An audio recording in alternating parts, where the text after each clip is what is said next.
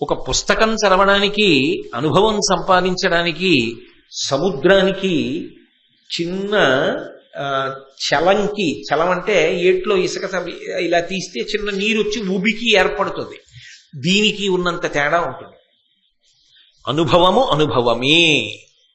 అనుభవముతో తుల్యము పుస్తక జ్ఞానము కాదు. ఒక విషయాన్ని అనుభవ పురస్సరంగా నిర్వహించడం అనేటటువంటిది ఎప్పుడూ జీవితంలో గొప్ప విషయం. అందుకే అనుభవమునకు గౌరవము, అనుభవమునకు పెద్దపీట వెయ్యడం ప్రాజ్ఞుల యొక్క లక్షణం. అనుభవము వయస్సుతో పాటు వస్తుంది తప్ప జ్ఞానం వస్తుందేమో, 10 పుస్తకాలు చదివితే పుస్తక జ్ఞానం వస్తుందేమో, అనుభవం మాత్రం వయసుతో రావాలి. డక్కాముక్కీలు తింటే రావాలి. కష్టసుఖములు ఒడుదుడుకులు చూసి ఓరిస్తే వచ్చేటటువంటిది. దాన్ని పక్కన పెట్టడానికి, చులకన చేయడానికి వీల్లేదు. కాబట్టి పెద్దరికము ఎప్పుడూ గౌరవనీయమే. వయసులో పెద్దవాడైతే ఏమిటండి అన్న మాట అనడానికి వీల్లేదు. ఆయనకున్న అనుభవముల యందు వాటి ముందు నీ జ్ఞానము సరిపోదు. ఆయన పండినవాడు జీవితంలో, ఆయన మార్గదర్శనం చెయ్యడానికి అర్హులు. కాబట్టి వయస్సులో పెద్దవారికి గౌరవము ఇచ్చి తీరవలసినదే. అయితే కర్ణుడంటాడు, చాలా కాలంబు పోవక చతురులైన వృద్ధజనముల బుద్ధులు విండ్రుగాక. చాలా ముసలివాళ్ళైపోయినా కొంతమంది మంచి సద్బుద్ధితో ఉంటారు. వాళ్ళ అనుభవంతో ఎప్పుడూ ఇతరులకు మంచి మాటలు చెప్తూ ఉంటారు. అలా సద్బుద్ధితో మంచి మాటలు చెప్పేవాళ్ళు ఉంటారే, వాళ్ళు ఎంత వృద్ధులైన వారైనా వారిని సేవించి, వారి దగ్గరికి వెళ్ళి వారి యొక్క అభిప్రాయాన్ని తెలుసుకుని దానికి అనుగుణంగా మనిషి ప్రవర్తించాలి. కానీ ముదియ మతిదప్పినోరికి నొదవినట్లు పలుకు వెడగుల మాటలు పాడియగునే. భీష్మాచార్యుల వారు ఈ వర్గీకరణ చేస్తున్నాడు. కౌరవుల వైపు ఎవరెవరు యోధులు, ఏ స్థాయికి వెడతారు, అతిరథుడెవరు, మహారథుడెవరు, సమరథుడెవరు, అర్ధరథుడెవరు, ఇవన్నీ చెప్తున్నాడు. చెప్తూ కర్ణుడి వైపు తిరిగాడు. తిరిగి కర్ణుడి గురించి కర్ణుడితో చెప్పలేదు. కర్ణుడి వంక చూసి దుర్యోధనుడి వంక చూశాడు. చూసి దుర్యోధనుడితో కర్ణుడి గురించి చెప్పాడు. నీకు బ్రెగ్గడయ్యును నియింపు చెలియునై కయ్యంబునకు ఎప్పుడు కాలుద్రవ్వు పాండుపుత్రులతోడి పగకు నిన్నెసగొల్పు కొలువున రజ్జులు పలుకునట్టి రాధాసుతుండు అర్ధరథుడు కుండలములు కవచంబు పోవుట కారణముగా బీరువారినవాడు వీరిడి కృపన్ పెద్ద పరశురాముండు శాపమున వీని అస్త్ర వీర్యంబు చెరచే అట్లవుట వీడు పార్థు మార్కొని మానంబు ప్రాణములను తనకు సొమ్ముగా దక్కించుకొనగలేమి ఎల్లవారికి ఎంతయు తెల్లమధిపా. దుర్యోధనుడి వంక చూసి కర్ణుడి గురించి చెప్పాడు. ఎందుకని? అసలు యుద్ధానికి ఎవరిని చూసుకుని ఎడుతున్నాడు? కర్ణుడిని చూసుకుని ఎడుతున్నాడు. ఆ కర్ణుడి యొక్క పరాక్రమం ఏమిటో, ఆయన స్థాయి ఏమిటో చెప్తూ భీష్మాచార్యుల వారు కర్ణుడితో చెప్పకుండా దుర్యోధనుడితో చెప్పడం,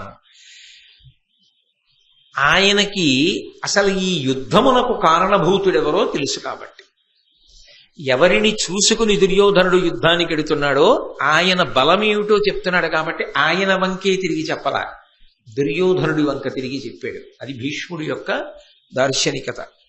అన్నాడు, నీకు బ్రెగ్గడుయును, నువ్వు మంత్రిలా భావిస్తావే, ఎప్పుడూ ఏ ముఖ్యమైన విషయమైనా సంప్రదింపులు చేస్తూ ఉంటావే, అలా నువ్వు సంప్రదించేటటువంటి వాడు నీకు మంత్రాంగమును చెప్పేటటువంటి వాడు.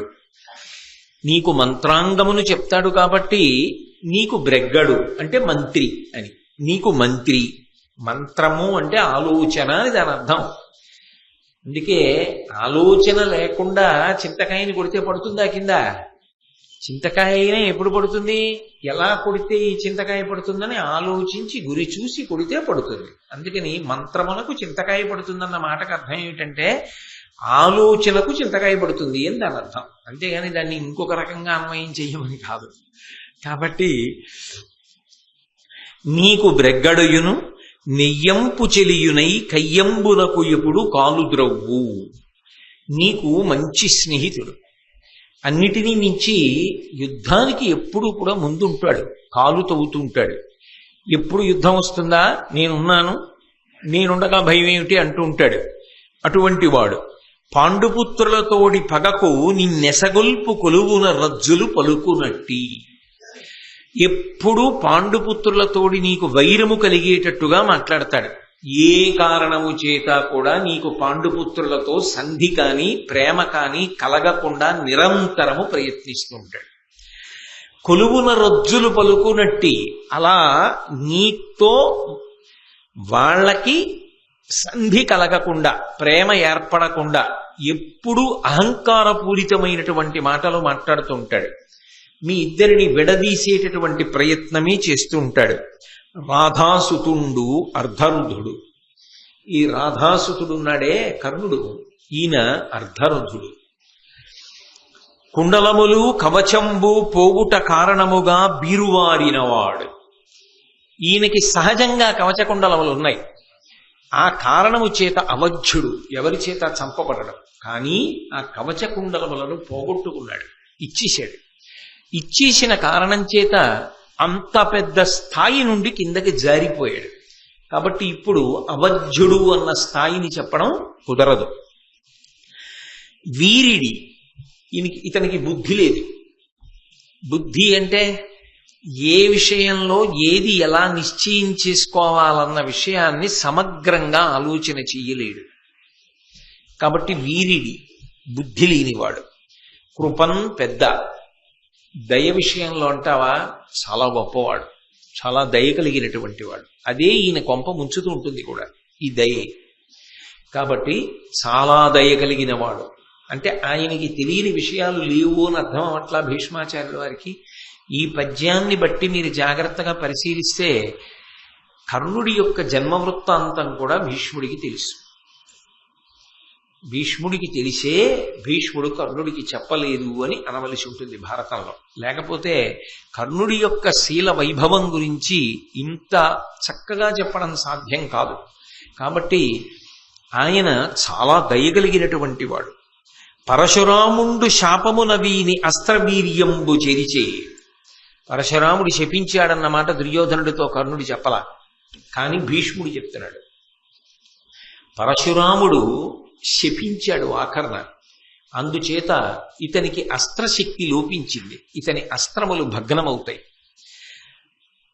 అందుచేత అట్లవుట వీడు పార్థు మార్కొని మానంబు ప్రాణములను తనకు సొమ్ముగా దక్కించుకొనగలీవి. అర్జునుడితో యుద్ధం చెయ్యాలని నువ్వు కోరుకుంటూ ఉంటావు ఈ కర్ణుడు. కానీ అర్జునుడితో యుద్ధం చేసినప్పుడు మానము ప్రాణము రెండూ దక్కించుకోలేడు.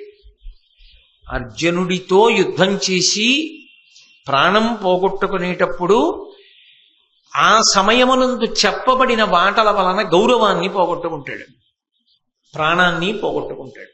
అర్జునుడి చేతిలో రెండిటినీ విడిచిపెడతాడు. కాబట్టి మానంబు ప్రాణములను తనకు సొమ్ముగా దక్కించుకొనగలేమి ఎల్లవారికి అంతయు తెల్లమధిపా. నేనే చెప్పానని అనుకోకు దుర్యోధన, బహుశః నీకు తప్ప అందరికీ తెలిసే విషయాలు. నువ్వు ఒక్కడివే కర్ణుడు అర్జునుడిని చంపుతాడు అనుకుంటావు. కాబట్టి కర్ణుడు అర్ధరథుడే అని చెప్పాడు. అర్ధరథుడే అన్న ఈ మాట అనేక వ్యాఖ్యలకు దారితీసింది. అర్ధరథుడే అంటే కేవలముగా ఎదురుగుండా ఉన్నటువంటి ఎవరో ఒక్క వీరుడితో కూడా యుద్ధము చెయ్యడంలో తక్కువ స్థాయి కలిగిన వాడు అని భీష్ముడు కర్ణుడి విషయంలో అని ఉండి ఉంటే ఖచ్చితంగా భీష్మాచార్యుల వారు పక్షపాత బుద్ధితో మాట్లాడినట్లే. అంత శౌర్యము లేనివాడు, అంత పరాక్రమహీనుడు కర్ణుడు కాడు. కర్ణుడు చాలా పరాక్రమవంతుడు, చాలా శౌర్యవంతుడు. అందుకే అర్జునుడితో అంతసేపు యుద్ధం చేశాడు, ఘటోత్కచుడితో అంతసేపు యుద్ధం చేశాడు, ధర్మరాజు గారిని తరిమి కొట్టాడు. ఏ సామాన్యుడా? మరి అంత తక్కువ భీష్ముడు ఎందుకు చేస్తాడు? కాదు, అక్కడ ఒక్క విషయాన్ని గుర్తుపెట్టుకోవాలి. ఎవరితో పోలిక చెప్తున్నాడంటే ఈ కర్ణుడి పగ అంతా అర్జునుడి మీద, అర్జునుడి యొక్క ప్రతిజ్ఞ కర్ణుడి మీద, కర్ణుడి ప్రతిజ్ఞ అర్జునుడి మీద. అర్జునుడు కర్ణుడిని చంపుతానంటాడు.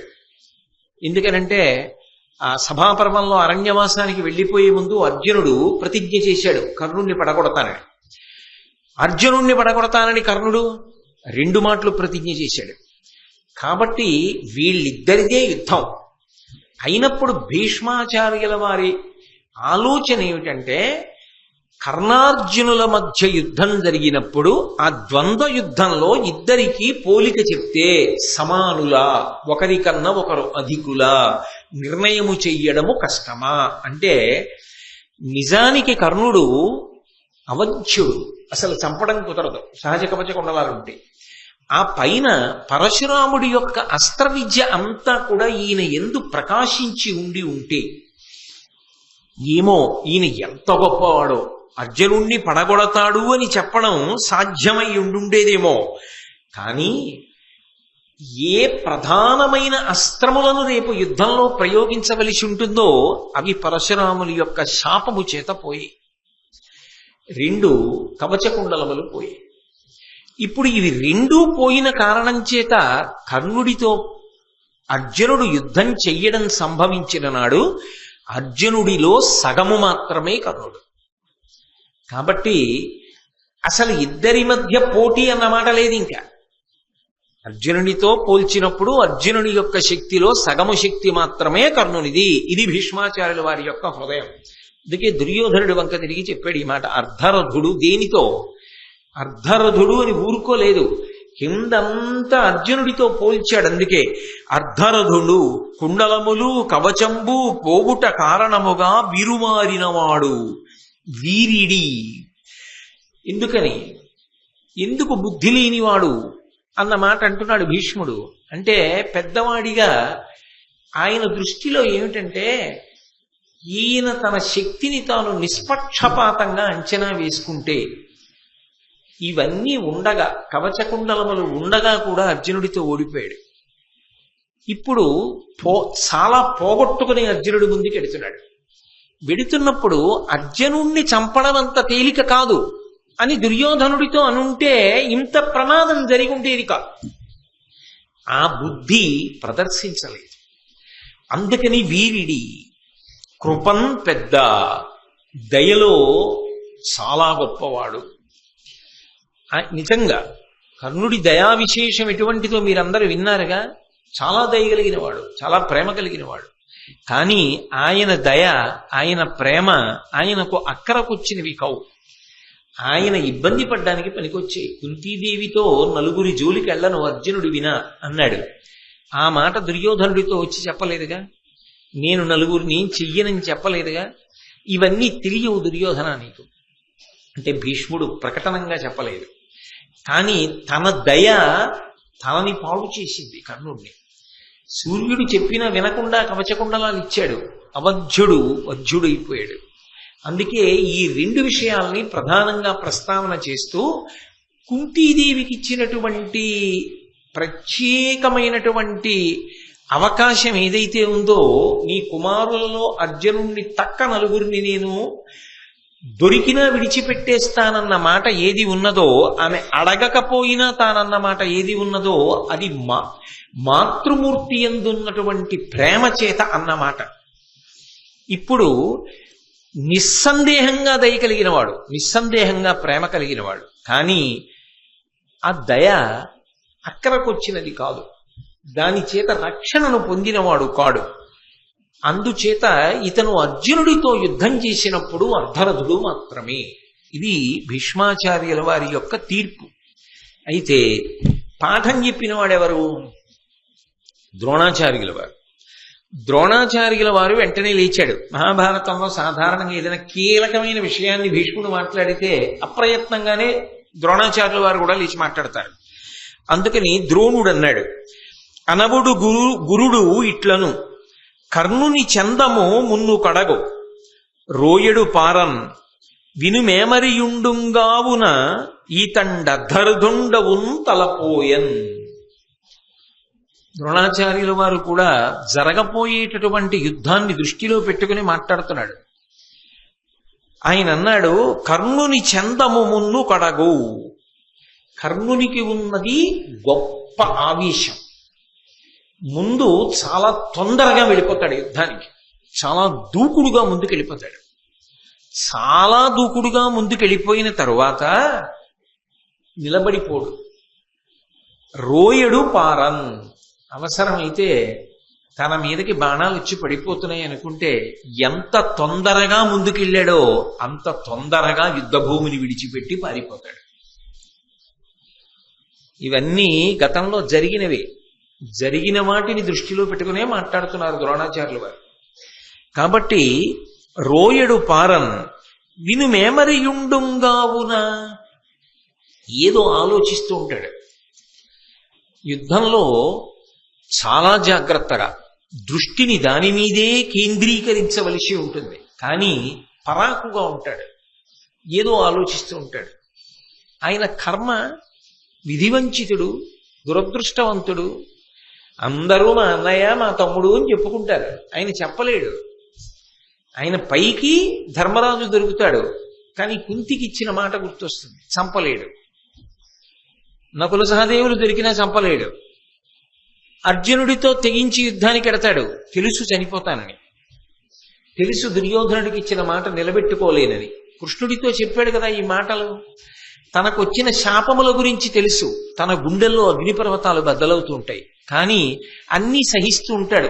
ఒకడికి ఒక సమస్య అయితేనే ఇబ్బందిగా ఉంటే ఇన్ని సమస్యలు బుద్ధి ఎందు ఉన్నవాడు చాలా బుద్ధి పెట్టి నిశ్చయాత్మకమైనటువంటి బుద్ధితో యుద్ధం చేయడం ఎలా సాధ్యం అవుతుందండి? బహుశా అక్కడ యుద్ధం చేసే వాళ్ళందరిలోకి ఇన్ని పరిమితులు ఉన్నటువంటి వాడు కర్ణుడు ఒక్కడే. ఆయనకి ఇవన్నీ జ్ఞాపకానికి వస్తున్నప్పుడు తను పడిన బాధ, తను పడిన ఆవేదన జ్ఞాపకానికి వస్తున్నప్పుడు తనకెంత ఇబ్బందిగా ఉంటుంది. అంతవరకు ఎందుకండి? యుద్ధభూమికి వెళ్ళిన తరువాత అర్జునుడికి సారథి కృష్ణ భగవానుడు. తెలీదా కర్ణుడికి? సాక్షాత్ పరమేశ్వరుడిని తెలుసు. పరమేశ్వరుడు రథం నడుపుతున్నాడు. తనకి నిజానికి సారథ్యంలో కృష్ణుడితో సమానుడైన తన మనసు గాయపడేటట్టుగా మాట్లాడి ఉన్న అగ్నిహోత్రం చాలక ఎదురుగుండా ఇంకో అగ్నిహోత్రాన్ని పెట్టుకుని యుద్ధం చేశాడు. ఇంకా ఆయనకి బుద్ధి ఎలా నిలబడుతుంది? అసలు ఎలా సాధ్యం అవుతుంది? యుద్ధంలో కర్ణుడికి ఉన్నటువంటి వేరొక పెద్ద ఇబ్బంది ఏమిటంటే, ఎప్పుడూ కర్ణుడు ఎవరితోనో మాటల యుద్ధానికి ఎడతాడు ముందు తన పక్షం వాళ్ళతో. ఆ పైన నిజంగా ఏ అర్జునుడు మీదకు వస్తున్నప్పుడు తన పక్షం వాళ్లే వచ్చి దిప్పి పొడుస్తారు. వస్తున్నాడు, ఇప్పటిదాకా చెప్పావుగా చెయ్యి, ఇప్పుడు నీకు శకునక్కరకి రాడు అంటారు. ఆయనకి ఎదుటి వాళ్ళు ప్రకటనమైన శత్రువులు, ఆయనకి తన వైపు వాళ్ళు అప్రకటిత శత్రువులు. అందుకని ఆయన నిజానికి ఉన్నది ఎప్పుడూ శత్రువుల మధ్యలోనే. అందుకే ఆయన ఆదరింపబడిన వాడు కాడు. భీష్ముడు నన్ను ఆదరించలేదని ఒక భావన. ద్రోణుడు అర్జునుడికి చెప్పినట్టుగా నాకు విద్య చెప్పలేదు. నిజం కూడా ఆయనేగా చెప్పాడు, నేను బ్రహ్మాస్త్రం నీకు ఇవ్వలేను అని చెప్పాడుగా. అర్జునుడికి అన్ని చెప్పాడు, నాకు చెప్పలేదు. ఆ భావన ఉంటుందా ఉండదా? అందుకే అవకాశం వచ్చిందా బాధ తట్టుకోలేడు, ఆ ఆర్తి తట్టుకోలేక భీష్ముణ్ణి ద్రోణుణ్ణి నింద చేస్తూ ఉంటాడు, పెద్దల్ని నింద చేస్తూ ఉంటాడు అని అపకీర్తి పొందుతూ ఉంటాడు. ఆయన ఎదగాలనుకున్నప్పుడు అడ్డొచ్చిన విశేషాల బాధ ఆయన కాకపోతే ఎవడ పడతాడు? బాధ ఆయనది మరి. అందుకే యుద్ధంలో దృష్టి కేంద్రీకరణం చెయ్యలేడు, పరాకుగా ఉంటాడు. కానీ ఇది గురువుగా ద్రోణాచార్యుల వారు అప్పుడు చెప్తున్నాడు, ఈయనకి పరాకు ఉంటుంది యుద్ధంలో. అందుకే అన్ని వేళలా నిలబడడు, ముందు వెడతాడు, తొందరగా పారిపోతాడు. యుద్ధంలో పరాకుగా ఉంటాడు. ఈతండర్ధరదుండవుందలపోయన్, ఈ గుణములు ఉన్నవాడి దగ్గర పరాక్రమమున్నా నిలబడదు. కాబట్టి ఇతడు అర్ధరథుడే అన్నాడు. భీష్ముడు ఆ మాటే, ద్రోణుడు ఆ మాటే. అంటే అర్జునుడిని దృష్టిలో పెట్టుకుని. కానీ అర్జునుడి మీద యుద్ధానికి ఇంకా అటో ఇటో అని వెళ్ళేటప్పుడు ఖచ్చితంగా అర్జునుడిలో నువ్వు సగమే. అంటే తను పడిపోవడం నిశ్చయం అయిపోయినట్టే కదా. అది సత్యమే కానివ్వండి, కఠిన సత్యం కదూ, అప్రియమైన సత్యం కదూ, ఆఖరి యుద్ధం కదా అది ఇంకా కర్ణుడికి.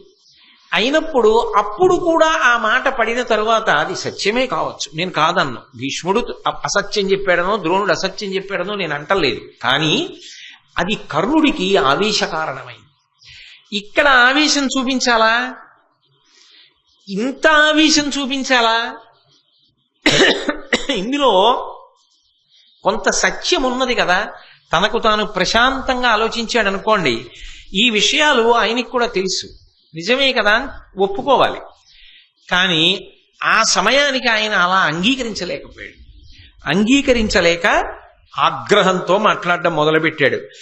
ఒంటమిని వేని యొంటర మింటరములు పల్కుటుచితమే అర్ధరథుండంటినను ఏమి తక్కువ గంటి చెప్పుమా దీన నీవు కన్నది కలదే.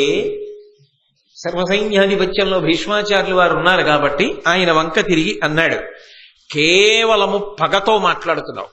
ఏమిటి భీష్ముడికి పగ అంటే, కర్ణుడి దృష్టిలో 2 కారణముల వలన పగ.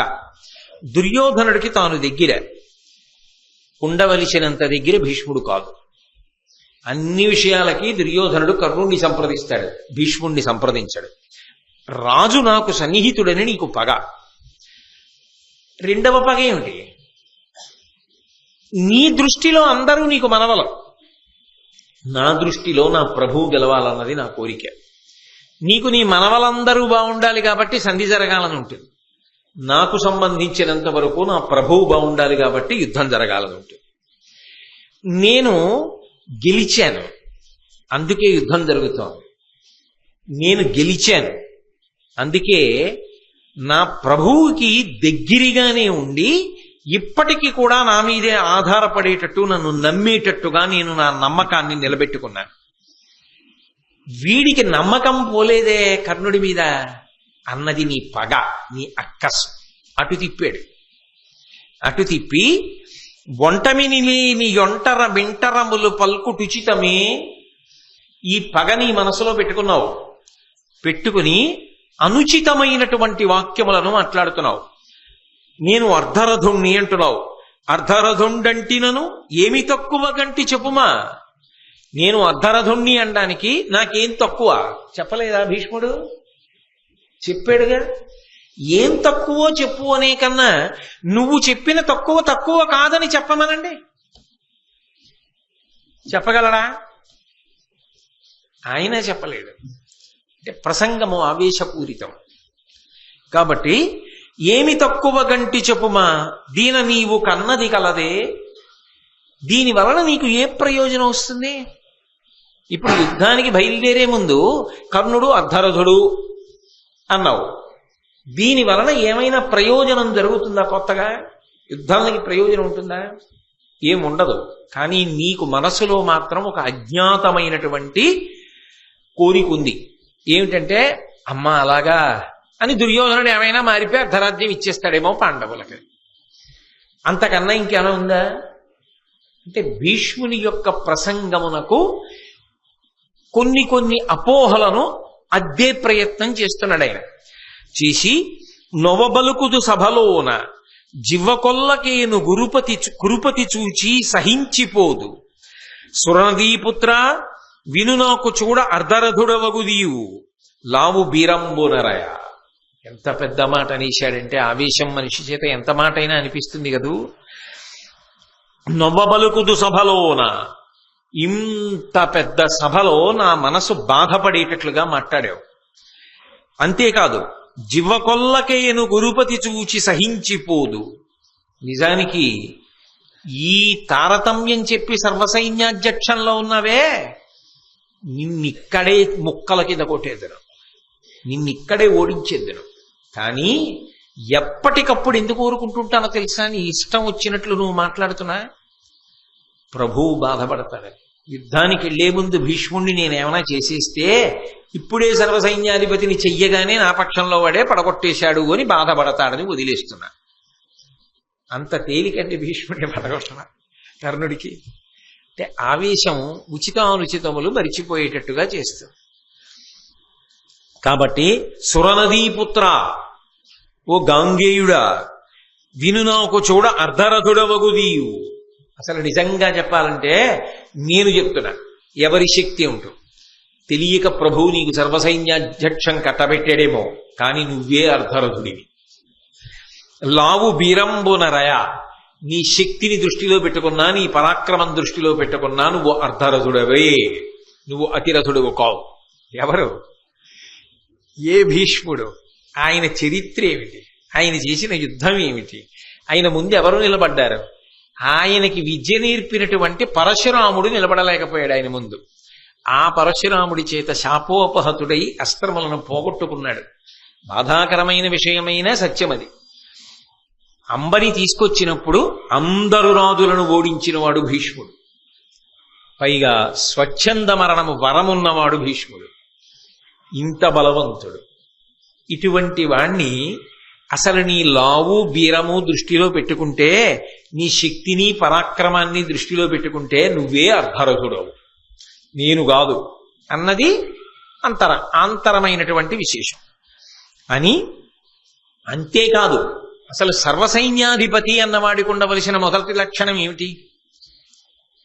ఎంతమంది ఉండనివ్వండి సైన్యం, ఒకటి ఉడత ఉంటుంది, ఒకటి చీమ ఉంటుంది, ఒకటి కప్పు ఉంటుంది, ఒకటి కోతి ఉంటుంది. అంటే నా ఉద్దేశ్యం ఏమిటంటే, బలాబలముల యందు తారతమ్యములు ఉంటాయి. అందరూ ఒక బలం ఉన్న వాళ్ళు ఉండరుగా. కానీ అందరినీ కలుపుకుని అందరి చేత ఎవరు ఏ పని చెయ్యగలరో అది చేయించుకుని కార్యమును సాధించిన వాడు సర్వసైన్యాధ్యక్షుడు. అది తెలిసి ఉండాలి, అందరినీ కలుపుకోవాలి, అది నిరూపణం చేసుకోవాలి, ఆ శక్తి ఉందని నిరూపణం చేసుకోవాలి. నువ్వేం చేశావు? కర్జము తప్పే నీ ఎదుర కష్టపు మాటలకేలయోర్తురు, ఈ దుర్జనుడైన శాంతనవు దొర్బలమీటిది, ఈతడొక్కడున్ వర్జితుడైననేమి, నృపవర్గము కుందుట యొటబాయునే, అర్జున పక్షపాతి ఇతడాలము మేకుని చెయ్యడుంజుమి. దుర్యోధనుడితో అంటున్నాడు, కర్జము తప్పే, కార్యమంతా పాడైపోయింది ఇలాంటి వాడికి సర్వసైన్యాధ్యక్షం ఇస్తే. నీ ఎదుర కష్టపు మాటలకేలయోర్తురు, ఈ దుర్జనుడైన శాంతనవు దొర్బలమేటిది. నీ ఎదురుగుండానే ఓ దుర్యోధన, వాడు అతిరథుడు, వీడు అర్ధరథుడు, వీడు సమరథుడు, వీడు అతిరథుడు, ఇలా విడదీసి మాట్లాడుతుంటే నిజంగా శక్తి ఉన్నవాడు కూడా ఏమనుకుంటాడు? నన్ను అలా అన్నాడు కదా, ఇంకా నేను ఎందుకు వెళ్ళాలి యుద్ధానికి అనుకుంటాడు. పాడైపోయిందా యుద్ధం? ఎవరు చెప్పన్నారు ఇవన్నీ? ఈయనకి సర్వసైన్యాధ్యక్షం ఏమిటి? ఈయనకి అసలు అటువంటి పదవిలో కూర్చోబెట్టి అందరినీ కలుపుకుని యుద్ధానికి తీసుకెళ్లమండం ఏమిటి? శాంతనవు దౌర్బలమేటిది. ఈ శాంతనవుడు ఏ పాటి కార్యక్రమాన్ని చక్కబెట్టగలడు? ఏ పాటి శౌర్య పరాక్రమములు ఉన్నవాడు? ఈతడొక్కడు వర్జితుడైననేమి. అసలు ఇతను ఒక్కడిని తీసి అవతల బారేస్తే యుద్ధంలోంచి వచ్చిన నష్టం ఏమిటి? ఈ భీష్ముడు లేకపోతే యుద్ధం జరగదా? 18 రోజుల యుద్ధంలో 10 రోజులు అయింది. 3-9 రోజుల్లో యుద్ధంలో కృష్ణుడంతటి వాడు చక్రం పట్టుకున్నాడు. అది భీష్ముడు. ఆ భీష్ముడిని తీసి అవతల వారేమన్నాడు కర్ణుడు. అంటే ఆ విషయం ఎంత మాట అయినా అనేసేటట్టు చేస్తుంది. కాబట్టి ఈతడొక్కడున్ వర్జితుడైననేమి, నృపవర్గము కుందుట యొంటబాయునే. ఇంతమంది రాజులు మనసు కష్టపెట్టుకుని రేపు పొద్దున్న మనపూర్తిగా యుద్ధం చేయకపోతే నీకు కలిసి వస్తుందా? అర్జున పక్షపాత ఇతడాలము మీకుని చెయ్యడుంజుమి. ఇతడు అర్జునుడి పట్ల పక్షపాతం ఉన్నవాడు. అర్జునుడిని చంపడం, అర్జునుడి జోలికి వెళ్ళడం. ఇతడు పక్షపాతంతో చేసేటటువంటి యుద్ధము వలన నీకు జయము లభించడు దుర్యోధన. ఇటువంటి వాడిని ఎందుకు పెడతావు సర్వసైన్యాధ్యక్షంలో? అక్కడ పోతే వచ్చే నష్టం లేదు, తీసవతల పారే. చాలా కాలంబు పోవక చతురులైన వృద్ధ జనముల బుద్ధులు విండ్రుగాక, ముదియ మతిదప్పి నోరికి నొదవినట్లు పలుకు వెడగుల మాటలు పడియగుని. లోకంలో వృద్ధులు ఉంటారు, వయసు బాగా పెద్దదైన వాళ్ళు. వాళ్ళు పూజనీయులు, గౌరవనీయులు. ఎందుచేత అంటే వాళ్ళది అనుభవం. ఒక పుస్తకం చదవడానికి, అనుభవం సంపాదించడానికి సముద్రానికి చిన్న చలంకి, చలం అంటే ఏట్లో ఇసుక ఇలా తీస్తే చిన్న నీరు వచ్చి ఉబికి ఏర్పడుతుంది. దీనికి ఉన్నంత తేడా ఉంటుంది. అనుభవము అనుభవమే. అనుభవముతో తుల్యము పుస్తక జ్ఞానము కాదు. ఒక విషయాన్ని అనుభవ పురస్సరంగా నిర్వహించడం అనేటటువంటిది ఎప్పుడూ జీవితంలో గొప్ప విషయం. అందుకే అనుభవమునకు గౌరవము, అనుభవమునకు పెద్దపీట వెయ్యడం ప్రాజ్ఞుల యొక్క లక్షణం. అనుభవము వయస్సుతో పాటు వస్తుంది తప్ప జ్ఞానం వస్తుందేమో, 10 పుస్తకాలు చదివితే పుస్తక జ్ఞానం వస్తుందేమో, అనుభవం మాత్రం వయసుతో రావాలి. డక్కాముక్కీలు తింటే రావాలి. కష్టసుఖములు ఒడుదుడుకులు చూసి ఓరిస్తే వచ్చేటటువంటిది. దాన్ని పక్కన పెట్టడానికి, చులకన చేయడానికి వీల్లేదు. కాబట్టి పెద్దరికము ఎప్పుడూ గౌరవనీయమే. వయసులో పెద్దవాడైతే ఏమిటండి అన్న మాట అనడానికి వీల్లేదు. ఆయనకున్న అనుభవముల యందు వాటి ముందు నీ జ్ఞానము సరిపోదు. ఆయన పండినవాడు జీవితంలో, ఆయన మార్గదర్శనం చెయ్యడానికి అర్హులు. కాబట్టి వయస్సులో పెద్దవారికి గౌరవము ఇచ్చి తీరవలసినదే. అయితే కర్ణుడంటాడు, చాలా కాలంబు పోవక చతురులైన వృద్ధజనముల బుద్ధులు విండ్రుగాక. చాలా ముసలివాళ్ళు అయిపోయినా కొంతమంది మంచి సద్బుద్ధితో ఉంటారు. వాళ్ళ అనుభవంతో ఎప్పుడూ ఇతరులకు మంచి మాటలు చెప్తూ ఉంటారు. అలా సద్బుద్ధితో మంచి మాటలు చెప్పేవాళ్ళు ఉంటారే, వాళ్ళు ఎంత వృద్ధులైన వారైనా వారిని సేవించి వారి దగ్గరికి వెళ్ళి వారి యొక్క అభిప్రాయాన్ని తెలుసుకుని దానికి అనుగుణంగా మనిషి ప్రవర్తించాలి. కానీ ముదియ మతిదప్పినోరికి నొదవినట్లు పలుకు వెడగుల మాటలు పాడియగునే. బాగా వృద్ధాప్యం వచ్చేసి బుద్ధి చాంచల్యం వచ్చి సరిగ్గా దృష్టి నిలబడక మతి తప్పి అవివేకంగా మాట్లాడేవాడు ఈ భీష్ముడు. ఈయన మాట వినడం ఏమిటి? నిజమే, వయసుకి గౌరవం ఇవ్వాలి పెద్దవాడు, నేను కాదన్నా. పెద్దవాడి మాట వినాలి. ఎప్పుడు? అసలు ఆ బుద్ధి సక్రమంగా ఉంటే, మతి సరిగ్గా పనిచేస్తుంటే ఆయన మాట వినవలసిందే. ఆయనకి వయసు పెద్దదైపోయింది, వయసుతో పాటుగా ఆయనకి బుద్ధి తగ్గిపోయి ఆ జ్ఞాపక శక్తి అవి అన్నీ పోయాయి. అన్ని పోవడంలో ఎవడెలాంటి వాడో ఏమిటో ఆయనే సరిగ్గా నిర్ణయించలేకపోతున్నాడు. ఈయన మాటలు నమ్మడం ఏమిటి? కానీ నేను ఒక్క మాట చెప్తాను, మీరు జ్ఞాపకం పెట్టుకోండి. యథార్థమునకు బాగా వయసు పెద్దదైన లబ్ధప్రతిష్ఠులైనటువంటి వారు చేసినటువంటి పొరపాట్లు కూడా ప్రజల కంట తడిపెట్టిస్తాయి తప్ప ఎప్పుడూ కూడా తప్పుని ఎత్తి చూపించనివ్వవు. ఎందుకని అంటే యువతల వాడు సహృదయంతో దాన్ని అర్థం చేసుకుంటాడు. నేను మీకు ఒక ఉదాహరణ చెప్తాను, అన్నాను కాబట్టి. మహానుభావురాలు ఎంఎస్ సుబ్బలక్ష్మి గారు పెద్దవారు అయిపోయిన తర్వాత ఆవిడ ఒకసారి ఉత్తర భారతదేశంలో బిర్లా గారి ఇంట్లో కచేరీ చేస్తున్నారు. కచేరీ చేస్తూ ఆవిడ మీరా భజన్ పాడుతున్నారు. మీరా భజన్ పాడుతూ ఆవిడ చరణం మరిచిపోయారు. ఆవిడ చరణం అందుకోలేకపోతున్నారని పక్క వాయిద్యాల వాళ్ళు గమనించారు. మళ్ళీ వాయించారు ఆవిడ అందుకోవడానికి, సమయం ఇవ్వడానికి. ఆవిడ మనసులోనే ఒక్కసారి ఆ స్వరాలు వేసి చూసుకున్నారు, జ్ఞాపకం వస్తుందేమో అని. మళ్ళీ పల్లవి పాడారు, అయినా ఆవిడికి జ్ఞాపకం రాలేదు. ఆవిడ పక్కనున్నటువంటి తన కూతురు వరసే ఆ అమ్మాయి వంక చూశారు. ఆ అమ్మాయి కూడా ఆ రోజున జ్ఞాపకం రాలా. ఆ అమ్మాయికి అంతకుముందే అనారోగ్యం చేసింది, అదే ఆ అమ్మాయికి జ్ఞాపకం రాలా. ఆ అమ్మాయి ఇంచుమించుగా చెప్పేసింది, నాకు జ్ఞాపకం రావట్లేదు. ఇంత లబ్ధప్రతిష్ఠురాలైన తల్లి ఒకప్పుడు మీరా భజన్ పాడుతూ చరణం మరిచిపోయారు అన్న విషయం ఆ తడబాటులో తెలిసిపోయింది. తర్వాత జ్ఞాపకం వచ్చింది, వేరే విషయం అనుకోండి. అప్పుడు ఎంఎస్ సుబ్బలక్ష్మి గారికి సంగీతం రాదనేంత సాహసం మీరు చేయగలరా? ఒక్క పొరపాటు జరిగిందని అయోగ్యురాలు అని ముద్ర వేస్తారా? అది సాధ్యమే. నిజానికి పెద్దలైన వారు ఎప్పుడైనా ఏదైనా పొరపాటు చేశారనుకోండి, మహానుభావుడు ఎన్ని చేసినవాడు, ఏదో చిన్న పొరపాటు జరిగింది అన్నది పెద్దరికం పట్ల ఉన్న గౌరవం కదా. నిజానికి భీష్ముడికి మతి తప్పి ఉన్నాడా, శక్తి తప్పి ఉన్నాడా? ఆయన అటువంటి వాడిని ఎంత మాట అన్నాడంటే, వయసులో పెద్దవాళ్ల మాట వినవలసిందే, మతి తప్పిన పెద్దవాడి మాట వినడం ఏమిటి? ఈయన అన్నాడు కదా, మరి బుద్ధి లేనివాడు అన్నాడు కదా. అందుకని బుద్ధి లేనివాడు, మతి తప్పినవాడు, ఆయన మాట వింటావేమిటి దుర్యోధన? నువ్వు అని సేనముగమీతడైనన్ భూని మహీశ్వరుడు నీకు పొడిచెదరే దుర్మానియనిగాదే ఇతనితో నడచుట కొల్లనయితి దురమునకధిపా.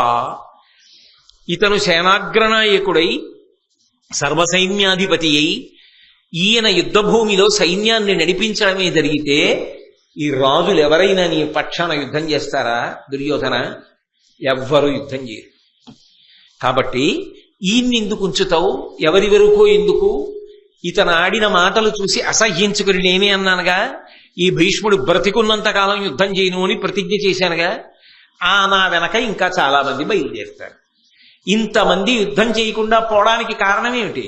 నీ మీద అభిమానం లేకపోవడం కాదు, ఈయన మాట్లాడిన మాటల వల్ల వస్తున్న ఉపద్రవం. అంత తప్పుని ఎవరి వైపుకి నెట్టాడంటే భీష్మాచార్యుల వారి మీదకి నెట్టాడు.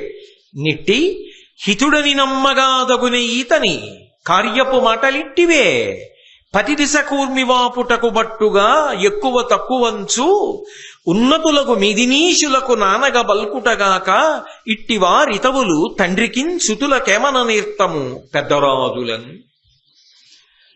యుద్ధానికెళ్లే ముందు ప్రభువు కార్యాన్ని చూడాలి. ఎవడైనా నేను ఏ ప్రభువు తరపున సైన్యాధిపత్యం వహిస్తున్నాను అన్నది ఆలోచించాలి. అది మానేశాడు. మానేసి తన గొప్పతనం తనేదో వర్గీకరణ చేశాట, రాజుల శక్తులు అంతేట. విచిత్రం ఏంటంటే మిగిలిన వాళ్ళు ఎవరు ఇలా అనలేదు, మిగిలిన వాళ్ళు ఎవరు ఇన్ని మాటలు మాట్లాడలేదు. అదుపు తప్పిపోయి కర్ణుడు ఒక్కడే ఈ మాటలన్నీ అంటున్నాడు. అని ఇలా ఏ సైన్యాన్ని నడిపించాలో ఆ సైన్యంలోనే అభిప్రాయ భేదాలు ఏర్పడేటట్టుగా ప్రవర్తించినటువంటి ఇటువంటి భీష్ముడిని సర్వసైన్యాధిపతిని చేసుకున్న నిన్ను నీ తండ్రిని అనాలి. ధృతరాష్ట్ర మహారాజుకి దుర్యోధన నీకు ఇంతకన్నా గొప్ప మొనగాడు దొరకలేదే సర్వసైన్యాధ్యక్ష పదవికి. ఈయనకి తీసుకెళ్లి సర్వసైన్యాధ్యక్షం కట్టబెట్టావు. ఎంత గొప్పగా మాట్లాడాడో చూసావుగా. ఇక ఎక్కడి నుంచి వస్తుంది గెలుపు రమ్మంటే ఇలాంటి వాడు సర్వసైన్యాధ్యక్షంలో ఉంటే అన్నాడు. భీష్ముడు వెంటనే కర్ణుడి వంక తిరిగి అన్నాడు, నా పౌరుషం ఏమిటో నా ప్రతాపం ఏమిటో నీ గురువు పరశురాముణ్ణి వెళ్ళడుగు, ఆయన చెప్తాడు అన్నాడు. చాలదా ఒక్క మాట? గురువు గారు కదా నీకు విద్య నేర్పాడు. ఎవరి ఇచ్చిన చదువుని చూసుకుని మిడిసిపడుతున్నావో నీ గురువు నాకు కూడా గురువు. కానీ ఆ గురువు నన్ను ఒకనాడు యుద్ధంలో ఓడించలేకపోయాడు, నా చేత ఓడిపోయినవాడు. అంటే నేను అది తక్కువ చేసి అంటలేదు, నా పరాక్రమం ఏమిటో నాతో యుద్ధం చేసిన మీ గురువు గారికి తెలుసు. ఆయన వెళ్ళి అడుగు భీష్ముడు ఇటువంటి వాడని. రేపు నేను యుద్ధం చేస్తా, నేను యుద్ధం చేసినప్పుడు వచ్చి చూడు, నా వయసు ఏమిటో నా పరాక్రమం ఏమిటో రెండింటికి సంబంధం ఉందో లేదో తెలుస్తుంది. బయట కూర్చుని మాట్లాడడం కాదు, యుద్ధం చెయ్యి. నేను పడిపోయాక యుద్ధం చేస్తానన్నావుగా, నేను పడిపోయిన తరువాత ఎన్నాళ్ళు యుద్ధం చేస్తావో చూస్తా, ఎంతమందిని పడగొడతావో చూస్తా, ఎంతమంది నీ కళ్ళ ముందు పడిపోతుంటే నువ్వు రక్షించలేకపోయావో చూస్తా. అంపశయ్యి మీద అక్కడే ఉంటా. ఎందుకనంటే నేను పడిపోయినా నేను శరీరం వదలాలనుకునే వరకు వదలను, అన్నీ వింటూ ఉంటా. నువ్వు ఎంత పొడిచావో, పొడిచడం అంటే యుద్ధం, ఎంత యుద్ధం అదే మాట వాడారు కూడా కదూ, భారతంలోనే వాడారు. కాబట్టి నువ్వు ఎంత యుద్ధం చేస్తావో నాకు తెలియనిది కాదు. కాబట్టి ఇప్పుడు మాటలు ఎందుకు, ఎదర చర్యలే ఉన్నాయిగా, అప్పుడు లెక్క తేల్చుకుందాంలే. నిజానికి భీష్మ హృదయాన్ని పట్టుకుని ఉంటే కర్ణుడు ఇంత తొందరపడిపోయేవాడా అన్నది అనుమానం. ఎందుకంటే మళ్ళీ ఇంకొకసారి మాట్లాడతాడు భీష్ముడు కర్ణుడి గురించి. అప్పుడు కూడా చెప్తాడు కర్ణుడు ఎటువంటి వాడో చెప్తాడు. చెప్పినప్పుడు భీష్ముడికి నిజంగా పరమ తక్కువ చేసి కర్ణుడి గురించి మాట్లాడాలన్న ఉద్దేశ్యం లేదు అన్నది స్పష్టం అవుతుంది. తొందరపడిపోయి భీష్మాచార్యుల వారిని ఇన్ని నిందావాక్యములు పలికించాడు.